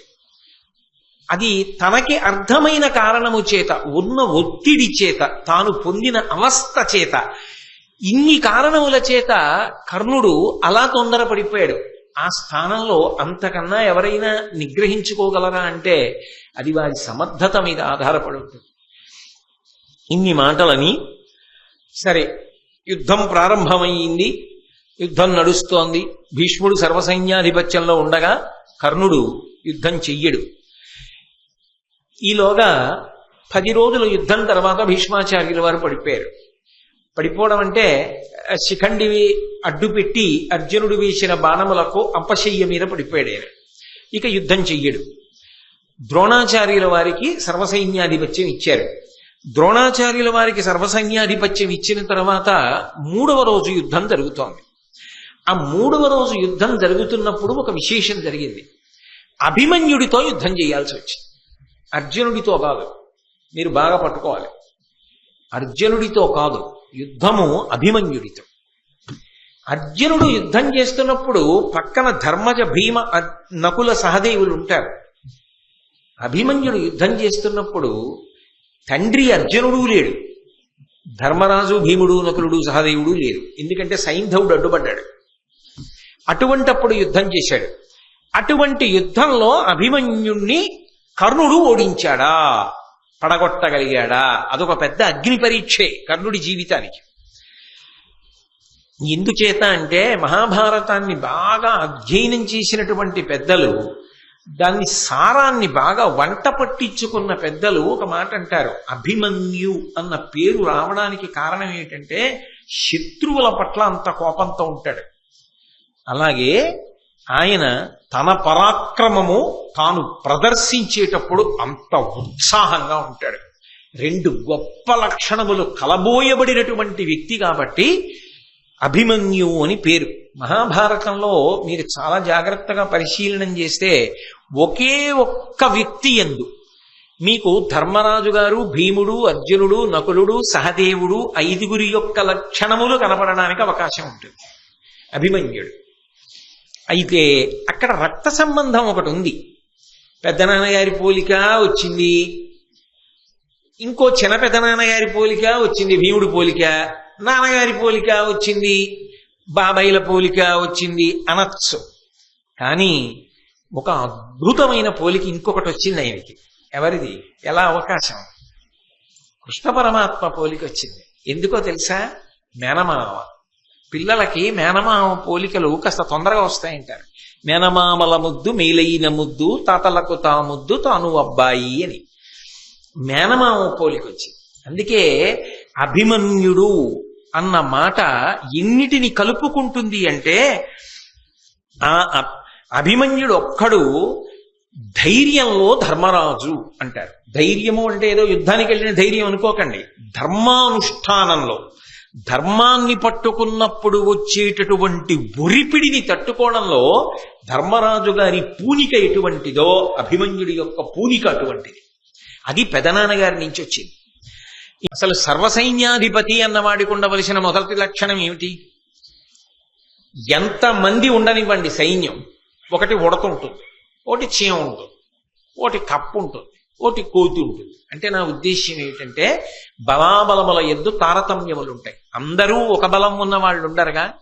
కానీ అందరినీ కలుపుకుని అందరి చేత ఎవరు ఏ పని చెయ్యగలరో అది చేయించుకుని కార్యమును సాధించిన వాడు సర్వసైన్యాధ్యక్షుడు. అది తెలిసి ఉండాలి, అందరినీ కలుపుకోవాలి, అది నిరూపణం చేసుకోవాలి, ఆ శక్తి ఉందని నిరూపణం చేసుకోవాలి. లోకమంతా శాంతియుతంగా ఉండేటట్టుగా చూడడం కోసం అవతలవాడికి ఉపసంహారము రాదు అంటే లోకక్షేమము కొరకు అవసరమైతే దాన్ని కూడా తానే ఉపసంహారం చెయ్యగలిగినటువంటి శక్తివంతుడై ఉండాలి. అది సామాన్యమైనటువంటి విద్య కాదు, అంత గొప్ప విద్య. అటువంటి విద్యలు, ఆ యుద్ధ సంబంధమైనటువంటి వాటిని గురుముఖతః ఎవరు పరిపూర్ణముగా తెలుసుకుని ఉంటాడో అది ఒక వ్యక్తి యొక్క పరాక్రమాన్ని లెక్క పెట్టేటప్పుడు మొదటి ప్రమాణంగా తీసుకుంటారు. ఇందులో ఈయనకి ఎంతవరకు ప్రవేశం ఉన్నది ఈ రెండిటి యందు అన్నదాన్ని ఒక ప్రమాణంగా తీసుకుని అసంఖ్యాకులైనటువంటి ధనుర్ధరులతో యుద్ధం చెయ్యగలిగినటువంటి వాడైతే అతిరథుడు అని వర్గీకరిస్తారు. యువతలవాడు అతిరథుడు అన్న మాటకు అర్థం ఏమిటంటే ఎదురుగుండా ఎంతమంది ఉన్నారు అన్న దాంతో ఆయనకే సంబంధం ఉండదు. అది ఎంతమంది అయినా కానివ్వండి, అంత సంతోషంతో యుద్ధం చేస్తాడు, అంతమందిని మట్టు పెడతాడు. అంత మట్టు పెట్టగలిగినటువంటి శక్తియుక్తులు కలవాడై, అంత అస్త్ర సంపద శస్త్ర సంపద కలిగిన వాడైతే ఉత్తర గోగ్రహణంలో అర్జునుడు చేసినట్టు ఒక్కొక్కసారి ఒక్కొక్క అస్త్రం తొందరపడి ప్రయోగించడానికి ఉండదు. ఎందుకంటే ప్రతిజ్ఞలు చేసి ఉంటారు. ఎదిరి బలంలో ఫలానా వాణ్ణి నేను చంపుతాను, ఫలానా వాణ్ణి నేను చంపుతాను అని ప్రతిజ్ఞలు చేసి ఉంటారు. అప్పుడు మీరు ఎంతసేపు యుద్ధం చేయడం సాధ్యం అవుతుంది? అప్పుడు వాళ్ళని చంపకూడదు. కానీ వాళ్ళకి యుద్ధం చేయడానికి అవకాశం లేని రీతిలో నిర్వీర్యం చేయవలసి ఉంటుంది. భీష్ముడు ఉన్నాడు, శిఖండి చేతిలో మరణించాలి. ద్రోణుడు ఉన్నాడు, దృష్టద్యుమ్నుడి చేతిలో మరణించాలి. దుర్యోధనుడు ఉన్నాడు, భీముడి చేతిలో మరణించాలి. అలాగే దుశ్శాసనుడు ఉన్నాడు, భీముడి చేతిలో మరణించాలి. ఇలా ఒక్కొక్కడిని చంపడానికి ఒక్కొక్కడు ప్రతిజ్ఞ చేసి ఉంటాడు. ఈ ప్రతిజ్ఞలు చేసిన వాళ్ళు చంపాలి తప్ప చటుక్కునే అవతలవాడు చంపేశాడు అనుకోండి, యువతలవాడికి ప్రతిజ్ఞా పరిపాలన చేసుకునే అవకాశం ఉండదు. అప్పుడు ఇంతమంది యోధుల్ని చంపడం కుదరదు. కాబట్టి సమ్మోహనాస్త్రం ప్రయోగించి అందరూ కూడా ఒరిగిపోయేటట్టుగా చేసి ఆ మాయలోకి మత్తులోకి జారిపోయేటట్టు చేసి గోవుల్ని మరల్చుకుపోయాడు. ఇన్ని విషయములను తెలిసిన్నవాడై ఉండాలి. దాని కొరకు సత్సంప్రదాయములను పాటించాలి. అపారమైనటువంటి క్రమశిక్షణతో జీవితాన్ని గడపాలి. వీటన్నింటినీ ధరించడానికి కావలసినటువంటి తేజస్సును నిలబెట్టుకోవాలి. ఇంత గొప్పవాడై ఆయన ఎంతమందితో యుద్ధం చెయ్యగలడు అన్న విషయంలో సంఖ్యతో నిమిత్తం లేకుండా ఎంతమందితోనైనా సర్వశాస్త్ర పరిజ్ఞానముతో ధనుర్వేదానికి సంబంధించి అస్త్రశస్త్రముల యందు అటువంటి పరిజ్ఞానంతో అసంఖ్యాకమైన యోధులతో యుద్ధము చెయ్యగలిగిన వాడైతే అటువంటి వాణ్ణి అతిరథుడు అని పిలుస్తారు. మహాభారత యుద్ధ కాలంలో భీష్మాచార్యుల వారు కొంతమందిని అతిరథులుగా గుర్తించాడు. కరోపక్షంలో కొన్ని పేర్లు మీ సంతోషం కోసం చెప్తాను. అంటే ఓ ఇంత గొప్పవాళ్ళా అని తెలుసుకోవడానికి. అందులో దుర్యోధనుడు అతిరథుడు, కృతవర్మ అతిరథుడు, శల్యుడు అతిరథుడు, భూరిశ్రవుడు అతిరథుడు. ద్రోణాచార్యుల వారు అసలు సాటి లేని మేటి. ఆయనతో పోల్చడానికి లోకంలో ఇంకొక వీరుడు లేడు అన్నాడు భీష్మాచార్యుల వారు. అంత గొప్పవాడు. కాబట్టి వీళ్ళందరూ అతిరథులు. ఇక 11,000 మందిని గాని 10,000 మందిని గాని చేతిలో ఆయుధం ఉన్నటువంటి వాళ్ళని, ధనుర్బాణములు ప్రయోగించగలిగినటువంటి వాళ్ళని ఒక్కడే నిలబెట్టగలిగితే, వాళ్లతో యుద్ధం చేసి పడగొట్టగలిగితే, అంటే ఆయన శక్తి ఎదురుగుండా ఉన్న 11,000 మంది ధనుర్ధరులను పడగొట్టగలడు. ఇంతమంది ప్రయోగించినటువంటి అస్త్రములకు జవాబైనటువంటి అస్త్రములను ప్రయోగించగలడు. అంతటి శక్తివంతుడైతే ఆయనని మహారథుడు అని పిలుస్తారు. మహాభారత యుద్ధ కాలంలో కొంతమంది, నేను అందరి యొక్క జాబితా చెప్పట్లేదు, కౌరవులలో మహారథుల గురించి చెప్పాడు భీష్ముడు. అందులో సైంధవుడు మహారథుడు. త్రిగత్త దేశాధిపతులు 5 మహారథులు. వాళ్ళని మహారథులు అంటారు. ఇక ఒక్కడితో యుద్ధం చెయ్యగలిగినటువంటి వాడిని రథుడు అని పిలుస్తారు. అయితే ఇక్కడ మీరు ఒకటి గమనించవలసి ఉంటుంది. 10,000 మంది అన్నప్పుడు ఏదో చేతిలో ధనస్సో చేతిలో గదవ పట్టుకున్న వాళ్ళతో యుద్ధం చేయడం గొప్ప, అవతలవాడు 1,00,000 మందితో సమానమైనటువంటి మహాయోధుడితో యుద్ధం చేయడం గొప్ప అంటే ఒక్కొక్కసారి రథుడి స్థాయి పెరుగుతూ ఉంటుంది. అటువంటి ఒకడితో యుద్ధం చెయ్యగలిగిన వాడైతే రథుడు అని పిలుస్తారు. లేదా ఒక్కడితో యుద్ధం చెయ్యగలిగిన వాడు కూడా రథుడే. అవతలవాడు ఒకడు, యువతలవాడు ఒకడు, ద్వంద్వ యుద్ధంలా చెయ్యగలిగిన రథుడు అంటారు. రథుని కన్నా తక్కువ శక్తి కలిగిన వాడు అనుకోండి, బాహ్యంలో అర్ధరథుడు అని పిలుస్తారు. అంటే ఇంకా అదే అధమాధమం, ఇంకా అంతకన్నా తక్కువ ఉండదు. అధమాధమైనటువంటి శక్తి అంటే ఉన్నవారిలో అసలు యుద్ధానికి వెళ్ళడం సామాన్యమైన విషయం ఏం కాదనుకోండి, అదో చాలా చాలా గొప్ప విషయం. కానీ ఒక్క రథికుడితో తక్కువ శక్తి, అంతకన్నా తక్కువ శక్తితో మాత్రమే పోరాటం చేయగలిగితే అర్ధరథుడు అంటారు. భీష్మాచార్యుల వారు ఈ వర్గీకరణ చేస్తున్నాడు. కౌరవుల వైపు ఎవరెవరు యోధులు, ఏ స్థాయికి వెడతారు, అతిరథుడెవరు, మహారథుడెవరు, సమరథుడెవరు, అర్ధరథుడెవరు, ఇవన్నీ చెప్తున్నాడు. చెప్తూ కర్ణుడి వైపు తిరిగాడు. తిరిగి కర్ణుడి గురించి కర్ణుడితో చెప్పలేదు. కర్ణుడి వంక చూసి దుర్యోధనుడి వంక చూశాడు. చూసి దుర్యోధనుడితో కర్ణుడి గురించి చెప్పాడు.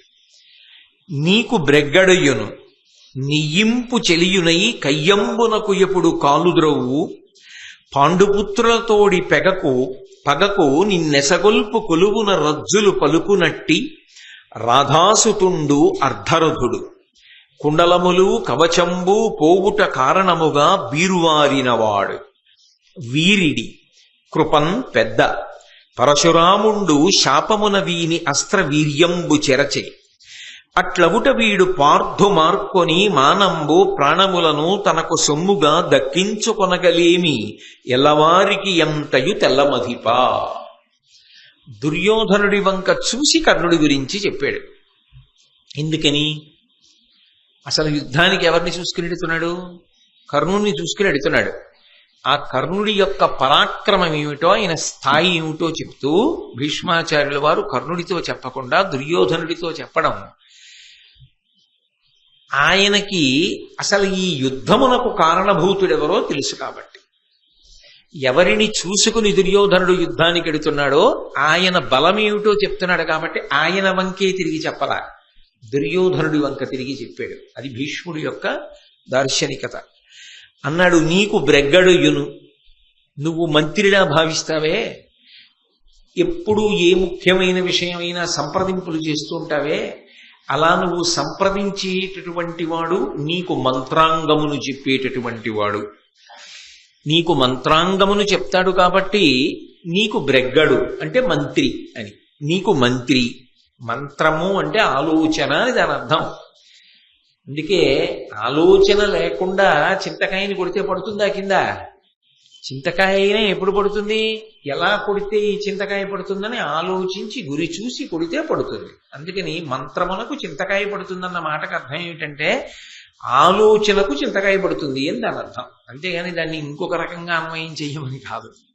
కాబట్టి నీకు బ్రెగ్గడుయును నెయ్యంపు చెలియునై కయ్యంబునకు ఎప్పుడు కాలుద్రవ్వు. నీకు మంచి స్నేహితుడు, అన్నిటినీ మించి యుద్ధానికి ఎప్పుడు కూడా ముందుంటాడు, కాలు తవ్వుతుంటాడు. ఎప్పుడు యుద్ధం వస్తుందా, నేనున్నాను, నేనుండగా భయం ఏమిటి అంటూ ఉంటాడు. అటువంటి వాడు పాండుపుత్రులతోడి పగకు నిన్నెసగొల్పు కొలువున రజ్జులు పలుకునట్టి. ఎప్పుడు పాండుపుత్రులతోడి నీకు వైరము కలిగేటట్టుగా మాట్లాడతాడు. ఏ కారణము చేత కూడా నీకు పాండుపుత్రులతో సంధి కాని ప్రేమ కాని కలగకుండా నిరంతరము ప్రయత్నిస్తుంటాడు. కొలువున రజ్జులు పలుకునట్టి, అలా నీతో వాళ్ళకి సంధి కలగకుండా ప్రేమ ఏర్పడకుండా ఎప్పుడూ అహంకారపూరితమైనటువంటి మాటలు మాట్లాడుతూ ఉంటాడు. మీ ఇద్దరిని విడదీసేటటువంటి ప్రయత్నమే చేస్తూ ఉంటాడు. రాధాసుతుండు అర్ధరుధుడు. ఈ రాధాసుతుడున్నాడే కర్ణుడు, ఈయన అర్ధరుధుడు. కుండలములు కవచంబు పోవుట కారణముగా బీరువారినవాడు. ఈయనకి సహజంగా కవచకుండలములు ఉన్నాయి. ఆ కారణము చేత అవధ్యుడు, ఎవరి చేత చంపబడడం. కానీ ఆ కవచకుండలములను పోగొట్టుకున్నాడు, ఇచ్చేశాడు. ఇచ్చేసిన కారణం చేత అంత పెద్ద స్థాయి నుండి కిందకి జారిపోయాడు. కాబట్టి ఇప్పుడు అవధ్యుడు అన్న స్థాయిని చెప్పడం కుదరదు. వీరిడి, ఇతనికి బుద్ధి లేదు. బుద్ధి అంటే ఏ విషయంలో ఏది ఎలా నిశ్చయం చేసుకోవాలన్న విషయాన్ని సమగ్రంగా ఆలోచన చెయ్యలేడు. కాబట్టి వీరిడి, బుద్ధి లేనివాడు. కృపన్ పెద్ద, దయ విషయంలో అంటావా చాలా గొప్పవాడు, చాలా దయ కలిగినటువంటి వాడు. అదే ఈయన కొంప ముంచుతూ ఉంటుంది కూడా, ఈ దయే. కాబట్టి చాలా దయ కలిగిన వాడు అంటే ఆయనకి తెలియని విషయాలు లేవు అని అర్థం అట్లా భీష్మాచార్యుల వారికి. ఈ పద్యాన్ని బట్టి మీరు జాగ్రత్తగా పరిశీలిస్తే కర్ణుడి యొక్క జన్మవృత్తాంతం కూడా భీష్ముడికి తెలుసు. భీష్ముడికి తెలిసే భీష్ముడు కర్ణుడికి చెప్పలేదు అని అనవలసి ఉంటుంది భారతంలో. లేకపోతే కర్ణుడి యొక్క శీల వైభవం గురించి ఇంత చక్కగా చెప్పడం సాధ్యం కాదు. కాబట్టి ఆయన చాలా దయగలిగినటువంటి వాడు. పరశురాముండు శాపమున వీని అస్త్రవీర్యంబు చెరిచే. పరశురాముడు శపించాడన్నమాట దుర్యోధనుడితో కర్ణుడు చెప్పలా, కానీ భీష్ముడు చెప్తున్నాడు. పరశురాముడు శపించాడు ఆఖరణ, అందుచేత ఇతనికి అస్త్రశక్తి లోపించింది, ఇతని అస్త్రములు భగ్నమవుతాయి. అందుచేత అట్లవుట వీడు పార్థు మార్కొని మానంబు ప్రాణములను తనకు సొమ్ముగా దక్కించుకొనగలీవి. అర్జునుడితో యుద్ధం చెయ్యాలని నువ్వు కోరుకుంటుంటావు ఈ కర్ణుడు, కానీ అర్జునుడితో యుద్ధం చేసినప్పుడు మానము ప్రాణము రెండూ దక్కించుకోలేడు. అర్జునుడితో యుద్ధం చేసి ప్రాణం పోగొట్టుకునేటప్పుడు ఆ సమయమునందు చెప్పబడిన మాటల వలన గౌరవాన్ని పోగొట్టుకుంటాడు, ప్రాణాన్ని పోగొట్టుకుంటాడు. అర్జునుడి చేతిలో రెండిటినీ విడిచిపెడతాడు. కాబట్టి మానంబు ప్రాణములను తనకు సొమ్ముగా దక్కించుకొనగలేమి ఎల్లవారికి ఎంతయు తెల్లమదిపా. నేనే చెప్పానని అనుకోకు దుర్యోధన, బహుశః నీకు తప్ప అందరికీ తెలిసే విషయాలు. నువ్వు ఒక్కడివే కర్ణుడు అర్జునుడిని చంపుతాడు అనుకుంటావు. కాబట్టి కర్ణుడు అర్ధరథుడే అని చెప్పాడు. అర్ధరథుడే అన్న ఈ మాట అనేక వ్యాఖ్యలకు దారితీసింది. అర్ధరథుడే అంటే కేవలముగా ఎదురుగుండా ఉన్నటువంటి ఎవరో ఒక్క వీరుడితో కూడా యుద్ధము చెయ్యడంలో తక్కువ స్థాయి కలిగిన వాడు అని భీష్ముడు కర్ణుడి విషయంలో అని ఉండి ఉంటే ఖచ్చితంగా భీష్మాచార్యుల వారు పక్షపాత బుద్ధితో మాట్లాడినట్లే. అంత శౌర్యము లేనివాడు, అంత పరాక్రమహీనుడు కర్ణుడు కాడు. కర్ణుడు చాలా పరాక్రమవంతుడు, చాలా శౌర్యవంతుడు. అందుకే అర్జునుడితో అంతసేపు యుద్ధం చేశాడు, ఘటోత్కచుడితో అంతసేపు యుద్ధం చేశాడు, ధర్మరాజు గారిని తరిమి కొట్టాడు. ఏ సామాన్యుడా? మరి అంత తక్కువ భీష్ముడు ఎందుకు చేస్తాడు? కాదు, అక్కడ ఒక్క విషయాన్ని గుర్తుపెట్టుకోవాలి. ఎవరితో పోలిక చెప్తున్నాడంటే ఈ కర్ణుడి పగ అంతా అర్జునుడి మీద, అర్జునుడి యొక్క ప్రతిజ్ఞ కర్ణుడి మీద, కర్ణుడి ప్రతిజ్ఞ అర్జునుడి మీద. అర్జునుడు కర్ణుడిని చంపుతానంటాడు. ఎందుకనంటే ఆ సభాపర్వంలో అరణ్యవాసానికి వెళ్ళిపోయే ముందు అర్జునుడు ప్రతిజ్ఞ చేశాడు కర్ణుడిని పడగొడతానని. అర్జునుడిని పడగొడతానని కర్ణుడు 2 మాటలు ప్రతిజ్ఞ చేశాడు.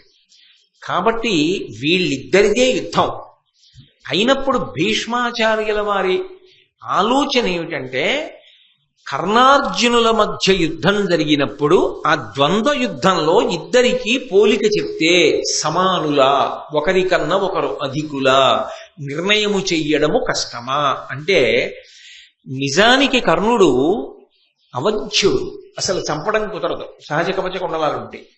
ఆ పైన పరశురాముడి యొక్క అస్త్ర విద్య అంతా కూడా ఈయన ఎందు ప్రకాశించి ఉండి ఉంటే, ఏమో ఈయన ఎంత గొప్పవాడో, అర్జునుణ్ణి పడగొడతాడు అని చెప్పడం సాధ్యమై ఉండుండేదేమో.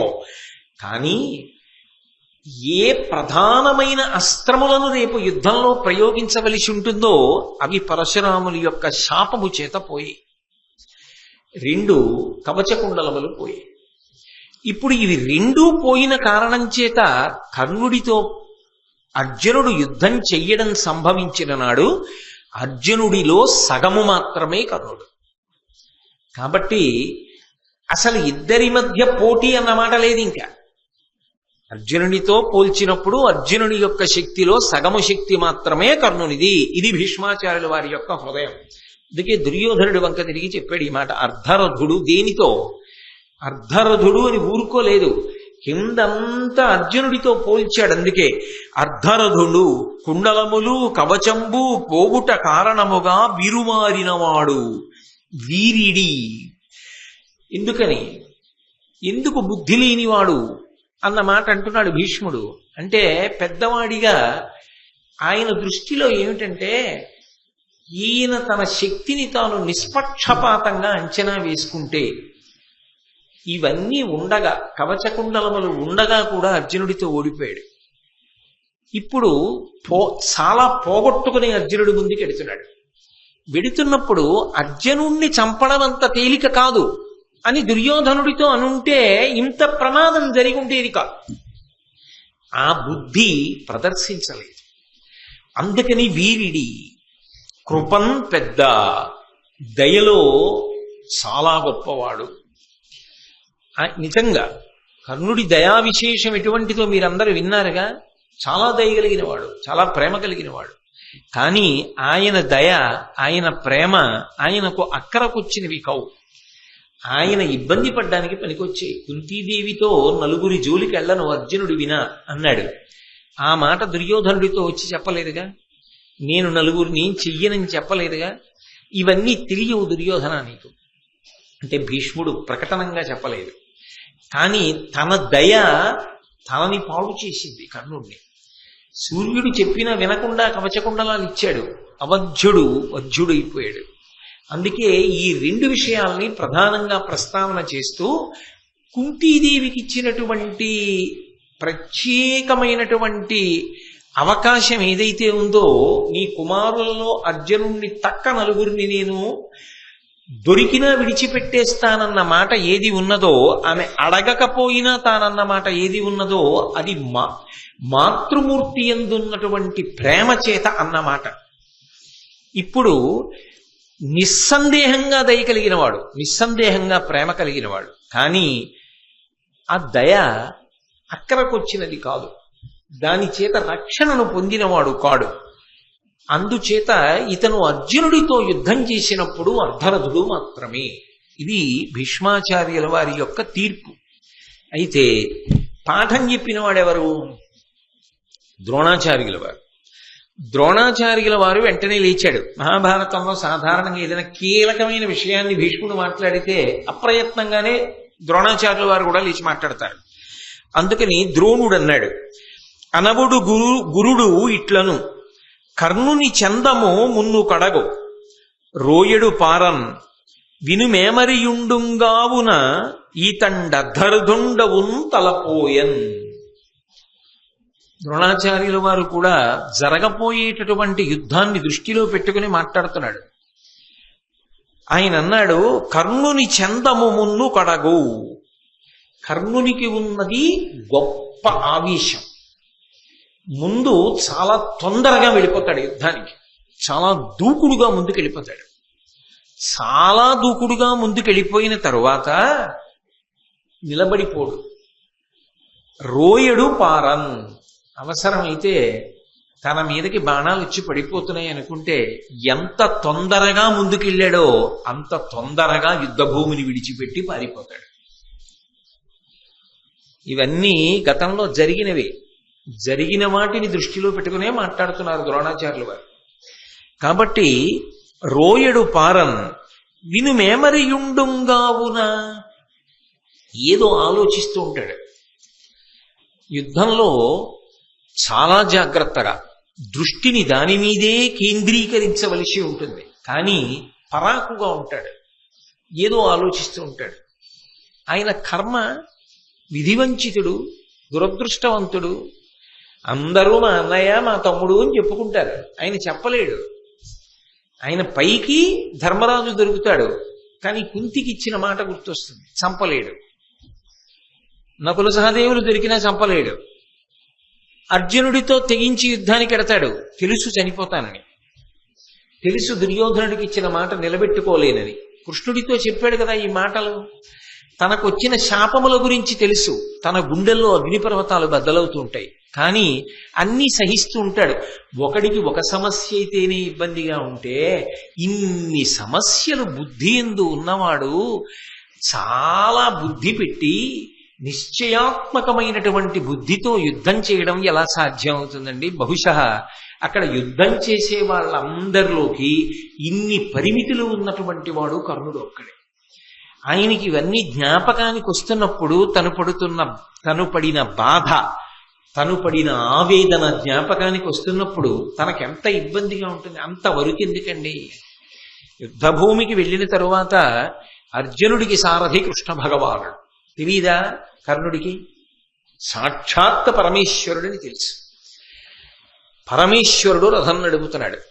తనకి నిజానికి సారథ్యంలో కృష్ణుడితో సమానుడైన తన మనసు గాయపడేటట్టుగా మాట్లాడి ఉన్న అగ్నిహోత్రం చాలక ఎదురుగుండా ఇంకో అగ్నిహోత్రాన్ని పెట్టుకుని యుద్ధం చేశాడు. ఇంకా ఆయనకి బుద్ధి ఎలా నిలబడుతుంది? అసలు ఎలా సాధ్యం అవుతుంది? యుద్ధంలో కర్ణుడికి ఉన్నటువంటి వేరొక పెద్ద ఇబ్బంది ఏమిటంటే, ఎప్పుడూ కర్ణుడు ఎవరితోనో మాటల యుద్ధానికి ఎడతాడు ముందు తన పక్షం వాళ్ళతో. ఆ పైన నిజంగా ఏ అర్జునుడు మీదకు వస్తున్నప్పుడు తన పక్షం వాళ్లే వచ్చి దిప్పి పొడుస్తారు. వస్తున్నాడు, ఇప్పటిదాకా చెప్పావుగా, చెయ్యి, ఇప్పుడు నీకు శకునెక్కడికి రాడు అంటారు. ఆయనకి ఎదుటి వాళ్ళు ప్రకటనమైన శత్రువులు, ఆయనకి తన వైపు వాళ్ళు అప్రకటిత శత్రువులు. అందుకని ఆయన నిజానికి ఉన్నది ఎప్పుడూ శత్రువుల మధ్యలోనే. అందుకే ఆయన ఆదరింపబడిన వాడు కాడు. భీష్ముడు నన్ను ఆదరించలేదని ఒక భావన. ద్రోణుడు అర్జునుడికి చెప్పినట్టుగా నాకు విద్య చెప్పలేదు. నిజం కూడా ఆయనేగా చెప్పాడు, నేను బ్రహ్మాస్త్రం నీకు ఇవ్వలేను అని చెప్పాడుగా. అర్జునుడికి అన్ని చెప్పాడు, నాకు చెప్పలేదు. ఆ భావన ఉంటుందా ఉండదా?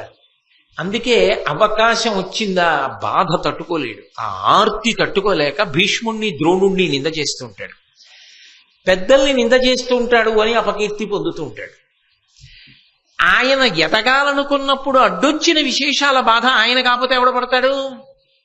బాధ ఆయనది మరి.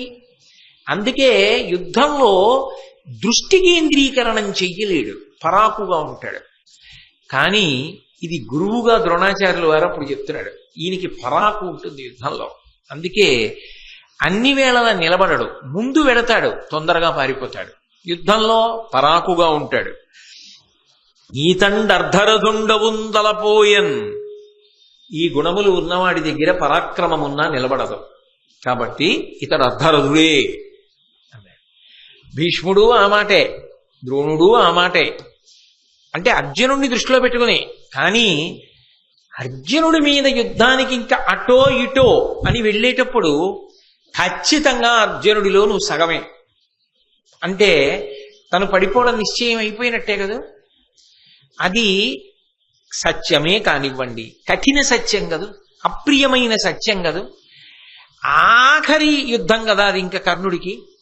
అయినప్పుడు అప్పుడు కూడా ఆ మాట పడిన తరువాత అది సత్యమే కావచ్చు, నేను కాదన్ను. భీష్ముడు అసత్యం చెప్పాడనో ద్రోణుడు అసత్యం చెప్పాడనో నేను అంటలేదు. కానీ అది కర్ణుడికి ఆవేశ కారణమైంది. ఇక్కడ ఆవేశం చూపించాలా? ఇంత ఆవేశం చూపించాలా? ఇందులో కొంత సత్యం ఉన్నది కదా. తనకు తాను ప్రశాంతంగా ఆలోచించాడు అనుకోండి, ఈ విషయాలు ఆయనకి కూడా తెలుసు, నిజమే కదా, ఒప్పుకోవాలి. కానీ ఆ సమయానికి ఆయన అలా అంగీకరించలేకపోయాడు. అంగీకరించలేక ఆగ్రహంతో మాట్లాడడం మొదలుపెట్టాడు. ఒంటమిని వేని యొంటర మింటరములు పల్కుటుచితమే, అర్ధరథుండంటినను ఏమి తక్కువ గంటి చెప్పుమా, దీన నీవు కన్నది కలదే. సర్వసైన్యాధిపత్యంలో భీష్మాచార్యులు వారు ఉన్నారు కాబట్టి ఆయన వంక తిరిగి అన్నాడు, కేవలము పగతో మాట్లాడుతున్నావు. ఏమిటి భీష్ముడికి పగ అంటే, కర్ణుడి దృష్టిలో రెండు కారణముల వలన పగ. దుర్యోధనుడికి తాను దగ్గర, ఉండవలసినంత దగ్గర భీష్ముడు కాదు. అన్ని విషయాలకి దుర్యోధనుడు కర్ణుడిని సంప్రదిస్తాడు, భీష్ముడిని సంప్రదించాడు. రాజు నాకు సన్నిహితుడని నీకు పగ. రెండవ పగ ఏమిటి? నీ దృష్టిలో అందరూ నీకు మనవలం, నా దృష్టిలో నా ప్రభువు గెలవాలన్నది నా కోరిక. నీకు నీ మనవలందరూ బాగుండాలి కాబట్టి సంధి జరగాలని ఉంటుంది. నాకు సంబంధించినంత వరకు నా ప్రభువు బాగుండాలి కాబట్టి యుద్ధం జరగాలని ఉంటుంది. నేను గెలిచాను, అందుకే యుద్ధం జరుగుతోంది. నేను గెలిచాను, అందుకే నా ప్రభువుకి దగ్గరగానే ఉండి ఇప్పటికీ కూడా నా మీదే ఆధారపడేటట్టు, నన్ను నమ్మేటట్టుగా నేను నా నమ్మకాన్ని నిలబెట్టుకున్నాను. వీడికి నమ్మకం పోలేదే కర్ణుడి మీద అన్నది నీ పగ, నీ అక్కసు. అటు తిప్పాడు. అటు తిప్పి ఒంటమిని లేని యొంటర మింటరములు పల్కుటుచితమే, ఈ పగ నీ మనసులో పెట్టుకున్నావు. పెట్టుకుని అనుచితమైనటువంటి వాక్యములను మాట్లాడుతున్నావు. నేను అర్ధరథుణ్ణి అంటున్నావు. అర్ధరథుండంటినను ఏమి తక్కువ గంటి చెప్పుమా. నేను అర్ధరథుణ్ణి అనడానికి నాకేం తక్కువ చెప్పలేదా భీష్ముడు? చెప్పాడుగా. ఏం తక్కువ చెప్పు అనే కన్నా నువ్వు చెప్పిన తక్కువ తక్కువ కాదని చెప్పమనండి. చెప్పగలడా? ఆయన చెప్పలేడు. అంటే ప్రసంగము ఆవేశపూరితం కాబట్టి ఏమి తక్కువ గంటి చెప్పుమా దీన నీవు కన్నది కలదే. దీని వలన నీకు ఏ ప్రయోజనం వస్తుంది? ఇప్పుడు యుద్ధానికి బయలుదేరే ముందు కర్ణుడు అర్ధరథుడు అన్నావు. దీని వలన ఏమైనా ప్రయోజనం జరుగుతుందా? కొత్తగా యుద్ధానికి ప్రయోజనం ఉంటుందా? ఏముండదు. కానీ నీకు మనసులో మాత్రం ఒక అజ్ఞాతమైనటువంటి కోరిక ఉంది. ఏమిటంటే అమ్మ అలాగా అని దుర్యోధనుడు ఏమైనా మారిపోయి అర్ధరాజ్యం ఇచ్చేస్తాడేమో పాండవులకి. అంతకన్నా ఇంకేమైనా ఉందా? అంటే భీష్ముని యొక్క ప్రసంగమునకు కొన్ని కొన్ని అపోహలను అద్దే ప్రయత్నం చేస్తున్నాడు ఆయన. చేసి నొవబలుకుదు సభలోన జివ్వకొల్లకేను కురుపతి చూచి సహించిపోదు. సురనదీపుత్ర విను నాకు చూడ అర్ధరథుడవగుదీవు లావు బీరంబునరయ. ఎంత పెద్ద మాట అనేశాడంటే ఆవేశం మనిషి చేత ఎంత మాట అయినా అనిపిస్తుంది కదూ. నొవ్వబలుకుదు సభలోన, ఇంత పెద్ద సభలో నా మనసు బాధపడేటట్లుగా మాట్లాడావు. అంతేకాదు జివ్వకొల్లకేను గురుపతి చూచి సహించిపోదు. నిజానికి ఈ తారతమ్యం చెప్పి సర్వసైన్యాధ్యక్షంలో ఉన్నవే నిన్నిక్కడే ముక్కల కింద కొట్టేద్దను, నిన్నిక్కడే ఓడించేద్దను. కానీ ఎప్పటికప్పుడు ఎందుకు ఊరుకుంటుంటానో తెలుసా? నీ ఇష్టం వచ్చినట్లు నువ్వు మాట్లాడుతున్నా ప్రభువు బాధపడతాడని. యుద్ధానికి వెళ్లే ముందు భీష్ముణ్ణి నేనేమైనా చేసేస్తే ఇప్పుడే సర్వసైన్యాధిపతిని చెయ్యగానే నా పక్షంలో వాడే పడగొట్టేశాడు అని బాధపడతాడని వదిలేస్తున్నా. అంత తేలికంటే భీష్ముడిని పడగొట్టన కర్ణుడికి. అంటే ఆవేశం ఉచితానుచితములు మరిచిపోయేటట్టుగా చేస్తుంది. కాబట్టి సురనదీపుత్ర, ఓ గాంగేయుడా, విను నాకు చూడ అర్ధరథుడవగుదీవు. అసలు నిజంగా చెప్పాలంటే నేను చెప్తున్నా, ఎవరి శక్తి ఉంటుంది తెలియక ప్రభువు నీకు సర్వసైన్యాధ్యక్షం కట్టబెట్టాడేమో, కానీ నువ్వే అర్ధరథుడివి. లావు బీరంబునరయ, నీ శక్తిని దృష్టిలో పెట్టుకున్నా, నీ పరాక్రమం దృష్టిలో పెట్టుకున్నా నువ్వు అర్ధరథుడవే, నువ్వు అతిరథుడు కావు. ఎవరు? ఏ భీష్ముడు? ఆయన చరిత్ర ఏమిటి? ఆయన చేసిన యుద్ధం ఏమిటి? ఆయన ముందు ఎవరు నిలబడ్డారు? ఆయనకి విద్య నేర్పినటువంటి పరశురాముడు నిలబడలేకపోయాడు ఆయన ముందు. ఆ పరశురాముడి చేత శాపోపహతుడై అస్త్రములను పోగొట్టుకున్నాడు. బాధాకరమైన విషయమైన సత్యమది. అంబని తీసుకొచ్చినప్పుడు అందరు రాజులను ఓడించిన వాడు భీష్ముడు. పైగా స్వచ్ఛంద మరణము వరమున్నవాడు భీష్ముడు. ఇంత బలవంతుడు. ఇటువంటి వాణ్ణి అసలు నీ లావు బీరము దృష్టిలో పెట్టుకుంటే, నీ శక్తిని పరాక్రమాన్ని దృష్టిలో పెట్టుకుంటే నువ్వే అర్ధరథుడవు, నేను కాదు అన్నది ఆంతరమైనటువంటి విశేషం అని. అంతేకాదు అసలు సర్వసైన్యాధిపతి అన్నవాడికి ఉండవలసిన మొదటి లక్షణం ఏమిటి? ఎంతమంది ఉండనివ్వండి సైన్యం, ఒకటి ఉడత ఉంటుంది, ఒకటి చీమ ఉంటుంది, ఒకటి కప్పు ఉంటుంది, ఒకటి కోతి ఉంటుంది. అంటే నా ఉద్దేశ్యం ఏమిటంటే బలాబలముల యందు తారతమ్యములు ఉంటాయి. అందరూ ఒక బలం ఉన్న వాళ్ళు ఉండరుగా. కానీ అందరినీ కలుపుకుని అందరి చేత ఎవరు ఏ పని చెయ్యగలరో అది చేయించుకుని కార్యమును సాధించిన వాడు సర్వసైన్యాధ్యక్షుడు. అది తెలిసి ఉండాలి, అందరినీ కలుపుకోవాలి, అది నిరూపణం చేసుకోవాలి, ఆ శక్తి ఉందని నిరూపణం చేసుకోవాలి. నువ్వేం చేశావు? కర్జము తప్పే నీ ఎదుర కష్టపు మాటలకేలయోర్తురు ఈ దుర్జనుడైన శాంతనవు దొర్బలమీటిది ఈతడొక్కడున్ వర్జితుడైననేమి నృపవర్గము కుందుట యొటబాయునే అర్జున పక్షపాతి ఇతడాలము మేకుని చెయ్యడుంజుమి. దుర్యోధనుడితో అంటున్నాడు, కర్జము తప్పే, కార్యమంతా పాడైపోయింది ఇలాంటి వాడికి సర్వసైన్యాధ్యక్షం ఇస్తే. నీ ఎదుర కష్టపు మాటలకేలయోర్తురు ఈ దుర్జనుడైన శాంతనవు దొర్బలమేటిది. నీ ఎదురుగుండానే ఓ దుర్యోధన, వాడు అతిరథుడు, వీడు అర్ధరథుడు, వీడు సమరథుడు, వీడు అతిరథుడు, ఇలా విడదీసి మాట్లాడుతుంటే నిజంగా శక్తి ఉన్నవాడు కూడా ఏమనుకుంటాడు? నన్ను అలా అన్నాడు కదా, ఇంకా నేను ఎందుకు వెళ్ళాలి యుద్ధానికి అనుకుంటాడు. పాడైపోయిందా యుద్ధం? ఎవరు చెప్పమన్నారు ఇవన్నీ? ఈయనకి సర్వసైన్యాధ్యక్షం ఏమిటి? ఈయనకి అసలు అటువంటి పదవిలో కూర్చోబెట్టి అందరినీ కలుపుకుని యుద్ధానికి తీసుకెళ్లమండం ఏమిటి? శాంతనవు దౌర్బలమేటిది? ఈ శాంతనవుడు ఏ పాటి కార్యక్రమాన్ని చక్కబెట్టగలడు? ఏ పాటి శౌర్య పరాక్రమములు ఉన్నవాడు? ఈతడొక్కడు వర్జితుడైననేమి? అసలు ఇతను ఒక్కడిని తీసి అవతల బారేస్తే యుద్ధంలోంచి వచ్చిన నష్టం ఏమిటి? ఈ భీష్ముడు లేకపోతే యుద్ధం జరగదా? 18 రోజుల యుద్ధంలో 10 రోజులు అయింది. 3-9 రోజుల్లో యుద్ధంలో కృష్ణుడంతటి వాడు చక్రం పట్టుకున్నాడు. అది భీష్ముడు. ఆ భీష్ముడిని తీసి అవతల వారేమన్నాడు కర్ణుడు. అంటే ఆ విషయం ఎంత మాట అయినా అనేసేటట్టు చేస్తుంది. కాబట్టి ఈతడొక్కడున్ వర్జితుడైననేమి నృపవర్గము కుందుట యొంటబాయునే.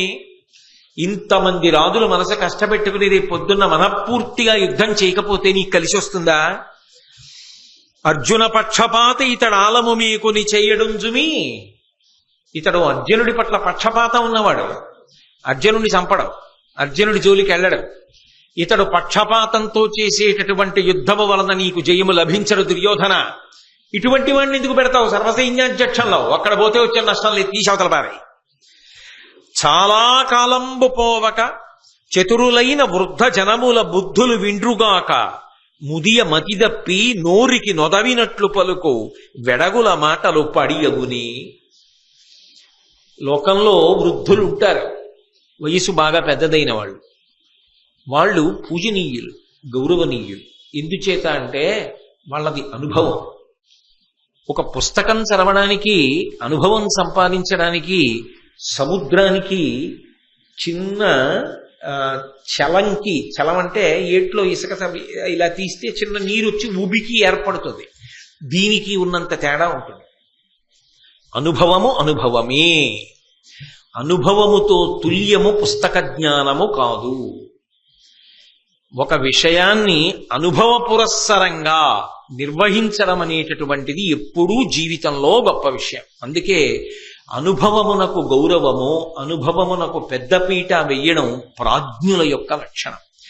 అనుభవము వయస్సుతో పాటు వస్తుంది తప్ప జ్ఞానం వస్తుందేమో, 10 పుస్తకాలు చదివితే పుస్తక జ్ఞానం వస్తుందేమో, అనుభవం మాత్రం వయస్సుతో రావాలి. డక్కాముక్కీలు తింటే రావాలి. కష్టసుఖములు ఒడుదుడుకులు చూసి ఓరిస్తే వచ్చేటటువంటిది. దాన్ని పక్కన పెట్టడానికి, చులకన చేయడానికి వీల్లేదు. కాబట్టి పెద్దరికము ఎప్పుడూ గౌరవనీయమే. వయసులో పెద్దవాడైతే ఏమిటండి అన్న మాట అనడానికి వీల్లేదు. ఆయనకున్న అనుభవముల యందు వాటి ముందు నీ జ్ఞానము సరిపోదు.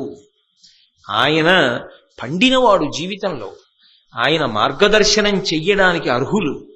కాబట్టి వయస్సులో పెద్దవారికి గౌరవము ఇచ్చి తీరవలసినదే.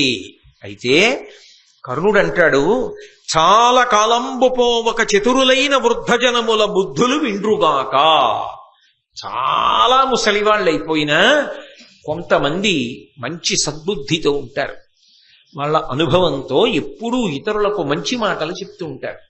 అలా సద్బుద్ధితో మంచి మాటలు చెప్పేవాళ్ళు ఉంటారే, వాళ్ళు ఎంత వృద్ధులైన వారైనా వారిని సేవించి వారి దగ్గరికి వెళ్ళి వారి యొక్క అభిప్రాయాన్ని తెలుసుకుని దానికి అనుగుణంగా మనిషి ప్రవర్తించాలి.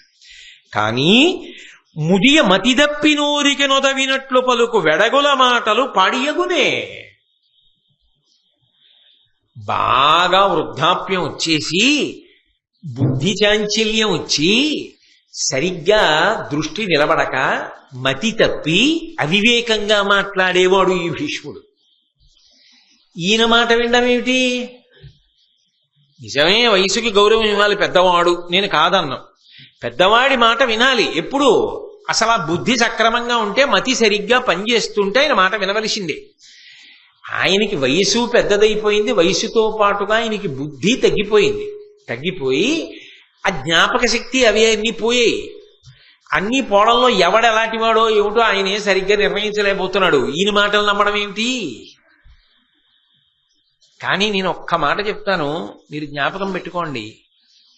యథార్థమునకు బాగా వయసు పెద్దదైనా లబ్ధప్రతిష్ఠులైనటువంటి వారు చేసినటువంటి పొరపాట్లు కూడా ప్రజల కంట తడిపెట్టిస్తాయి తప్ప ఎప్పుడూ కూడా తప్పుని ఎత్తి చూపించనివ్వవు. ఎందుకని అంటే యువతల వాడు సహృదయంతో దాన్ని అర్థం చేసుకుంటాడు.